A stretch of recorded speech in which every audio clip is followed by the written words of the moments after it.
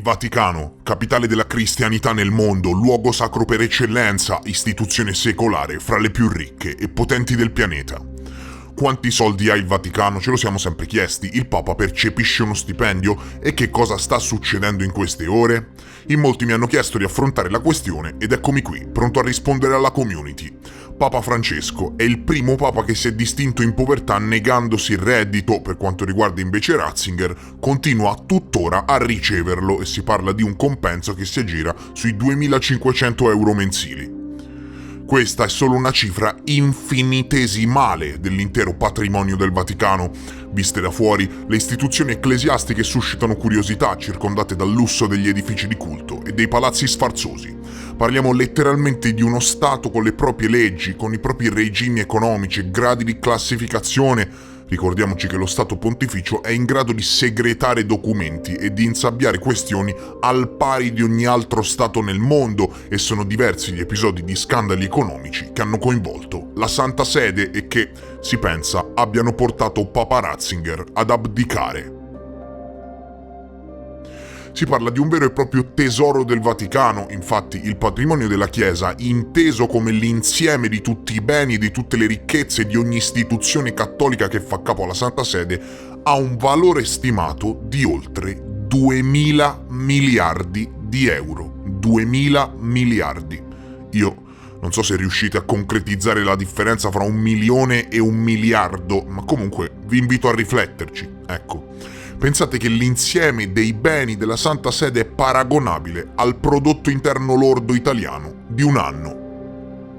È vero che la Santa Sede può gestire direttamente solo una piccolissima parte di questa immensa ricchezza, che in misura prevalente è detenuta da migliaia di diocesi, congregazioni religiose, scuole, università e ospedali cattolici in tutto il mondo. Fatto sta che dalle apposite ricerche emerge questo dato, una ricchezza stimata in 2.000 miliardi. Il Vaticano esercita oscure influenze in molti settori, dall'economia alla politica alle istituzioni. Parliamo di un potere che fa presa sull'io dell'essere umano, su di una parte di noi che in misura maggiore, se sei credente, riesce a trasmettere un senso di sacro. Un'istituzione che con la scusa di agire per conto di Dio ha governato imperi e soggiogato intere nazioni al proprio volere per secoli. Partendo dai 2.000 miliardi stimati, se si considera il patrimonio della Chiesa inteso come i soldi del Vaticano, le stime restituiscono ovviamente cifre decisamente più contenute.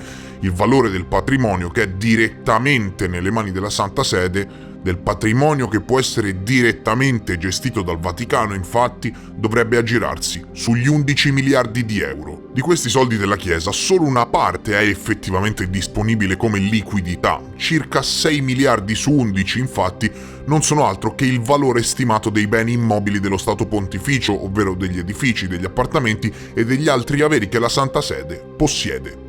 I restanti 5 miliardi costituiscono la reale disponibilità in cash del Vaticano.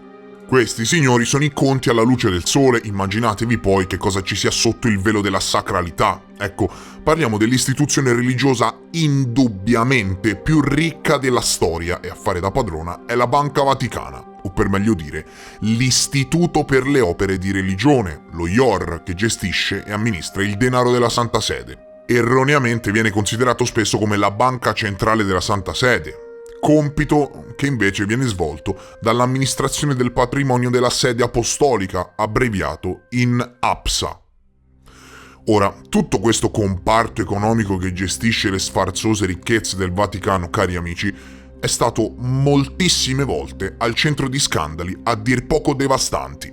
Conti in paradisi fiscali, VatiLeaks con una sistematica fuga di documenti riservati vaticani riguardanti i rapporti all'interno e all'esterno della Santa Sede, che evidenzierebbero, tra l'altro, lotte di potere all'interno del Vaticano e alcune irregolarità nella gestione finanziaria dello Stato e nell'applicazione delle normative antiriciclaggio. In poche parole, riciclavano i soldi della mafia e del traffico di armi internazionale. L'operazione Sofia, con le accuse allo IOR di voler creare un partito di centro che sostituisse Democrazia Cristiana per esercitare direttamente pressioni sul nostro governo. Signori, se solo ci mettessimo a scavare nella tana del bianconiglio, troveremo tanto di quel marcio che la metà basta.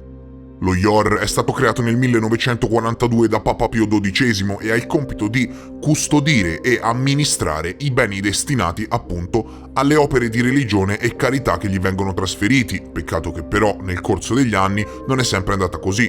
Nel concreto possiamo affermare che lo IOR gestisce il patrimonio di quasi tutte le diocesi e congregazioni religiose del mondo.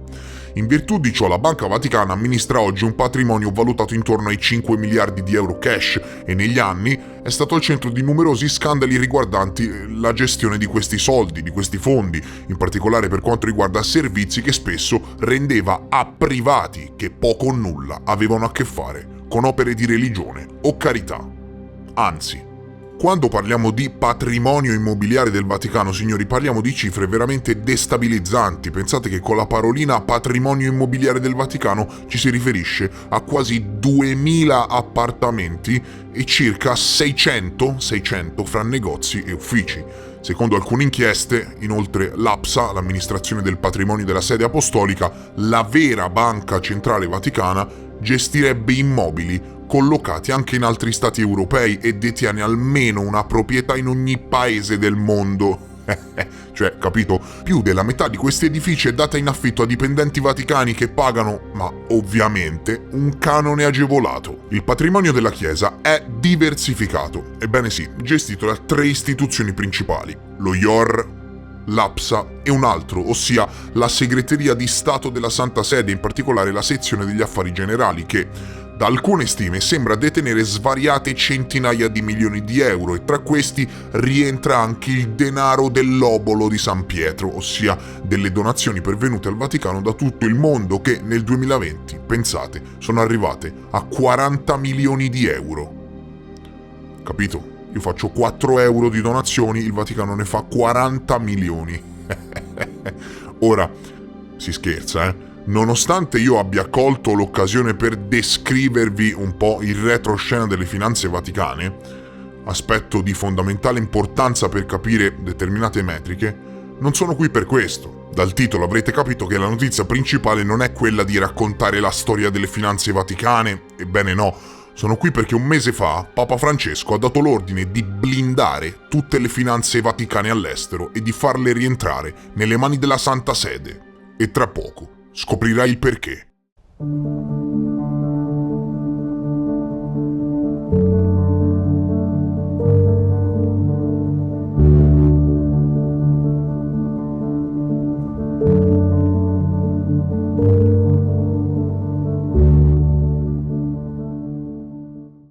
La notizia risale ai primi di settembre 2022 e secondo il rescritto di Papa Francesco le attività finanziarie e liquide detenute in banche diverse dallo IOR devono essere trasferite alla Banca Vaticana entro e non oltre 30 giorni dal 1 settembre 2022. Quindi entro il 1 ottobre ci sono state transazioni economiche indecifrabili, incalcolabili, che hanno centralizzato la ricchezza vaticana. Papa Francesco ha ordinato che la Santa Sede e le entità collegate trasferiscano tutte le attività finanziarie allo IOR. Il rescritto di Papa Francesco, emesso il 23 agosto 2022, chiarisce l'interpretazione di un comma della nuova Costituzione della Curia Romana, promulgato a marzo e che, secondo Bergoglio, ordinerebbe la centralizzazione dei beni del Vaticano. Lo IOR, con sede nello Stato della Città del Vaticano, conta 110 dipendenti e 14.519 clienti e, come detto prima, si prende letteralmente cura di svariati miliardi. Istituto nato per accudire, diciamo così, solo il denaro della Chiesa, è finito per ospitare asset, molto discutibili. Sebbene comunemente chiamata banca, lo IOR, signori, non è una banca. È tecnicamente un istituto finanziario senza filiali che opera all'interno dello Stato della Città del Vaticano per fornire servizi ai clienti che includono la Santa Sede e tutti gli altri enti collegati. Cosa si intenda per enti collegati questo è da stabilire, visto che a quanto pare è spesso servito come paradiso fiscale interno. È noto che la Segreteria di Stato Vaticana aveva conti presso istituti finanziari svizzeri, tra cui Credit Suisse, attraverso i quali inizialmente fu effettuato un controverso investimento immobiliare londinese, per non parlare di tutte le mosse del denaro vaticano su conti esteri intestati a prestanome che fanno il giro del mondo. Bergoglio, senza paura, senza mezzi termini, non è che ha chiesto, no, ha ordinato in modo imperativo, tramite un ordine perentorio, di fare in modo che le finanze della Chiesa siano concentrate in un unico e solo istituto finanziario, lo IOR. Cosa c'è dietro la scelta di Bergoglio di fare in modo che le attività finanziarie e la liquidità in qualunque forma esse siano detenute presso istituzioni finanziarie diverse dallo IOR rientrino al più presto?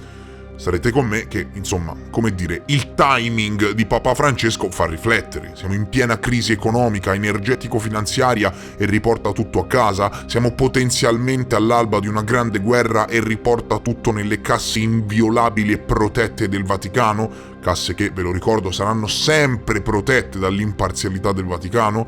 Ecco, in che modo questo ordine vaticano metterà ulteriormente in crisi determinati istituti di credito e cosa comporta una scelta simile, cosa si nasconde dietro all'ordine papale? Molti si chiedono cosa sappia Bergoglio che noi non sappiamo. Il Vaticano ha un segretario di Stato, un capo di Stato e così via. Tutto l'organigramma rispecchia quello di una superpotenza. Hanno un servizio di intelligence, dei livelli di segretezza, dei nulla osta. Quello che si cela dietro alle mura vaticane rimane sigillato dalla firma del Papa e da secoli di segretezza. Forse è questo che ci affascina, quell'immancabile aria di mistero e sacralità che emana il Vaticano, un'inviolabile sete di segreto e conoscenza che ispira, come sempre, a mettere in piedi le nostre ricerche.